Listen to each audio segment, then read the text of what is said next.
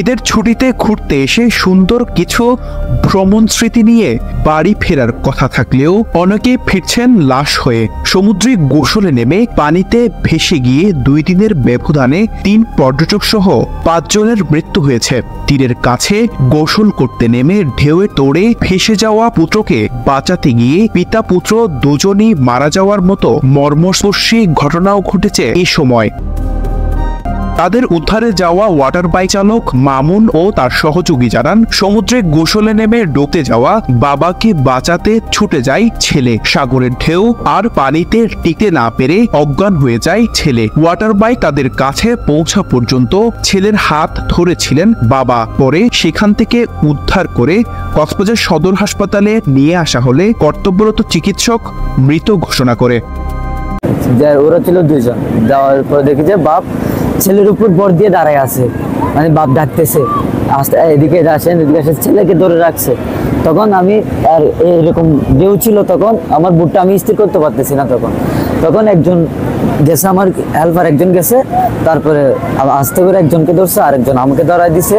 লাস্টে যে বাপকে ধরছিল, তখন আমি ছেলেকে ধরছি, বাপ আমাকে এভাবে ছেলের হাতটা বুঝাই দিয়ে বাপকে অজ্ঞান হয়ে পড়ে যায়। এসব অনাকাঙ্ক্ষিত মৃত্যুর জন্য বেশিরভাগ ক্ষেত্রে ভুক্তভোগীরা নিজেরাই দায়ী বলে দাবি করছেন লাইফগার্ড সহ সংশ্লিষ্টরা। নির্দেশনা না মেনে সাগরের গভীরে চলে যাওয়া ও নির্দিষ্ট পয়েন্টের বাইরে গিয়ে গোসল করা এসব মৃত্যুর পিছনে অন্যতম কারণ। 3টি পয়েন্টেই কক্সবাজার সমুদ্র সৈকতে 3টি পয়েন্টেই আলাদা আলাদা করে লাইফগার্ড সেবা দিচ্ছি। আমাদের মোট 27 জন কর্মী রয়েছে। তো আমরা 2 শিফটেই কাজ করছি। আমরা সকাল 7টা থেকে সূর্যাস্ত পর্যন্ত আমরা বিচে থাকি, 2 শিফটে আলাদা আলাদা করে।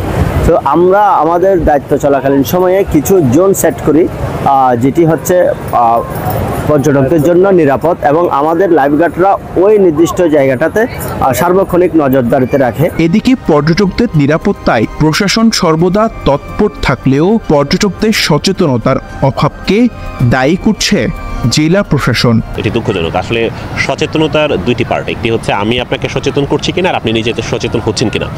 তো আমরা আমাদের সাইটটি শতভাগ চেষ্টা করছি, আমাদের বীজকর্মী সহ সংশ্লিষ্ট যারা এখানে কাজ করছে, আমাদের ম্যাজিস্ট্রেটরা প্রায় 24 ঘন্টাই আমাদের পুরো টিম অ্যাক্টিভ আছে। যেমন আমরা একেবারে রাত 3টা-4টা পর্যন্ত মোবাইল রেসপন্স করছি। সিসি লাইফগার্ডের তথ্য মতে সর্বশেষ 10 বছরে কক্সবাজার সমুদ্র সৈকতে গোসলে নেমে প্রাণ হারিয়েছেন অন্তত 60 জন, আর জীবিত উদ্ধার পেয়েছে 773 জন। প্রাকৃতিক সৌন্দর্য যেন বিপদের কারণ না হয়ে দাঁড়ায়, সেজন্য পর্যটকদের সচেতনতা জরুরি বলে মনে করছেন সচেতন মহল। সঞ্জিদুল আলম সজীব, টেলিগ্রাম নিউজ।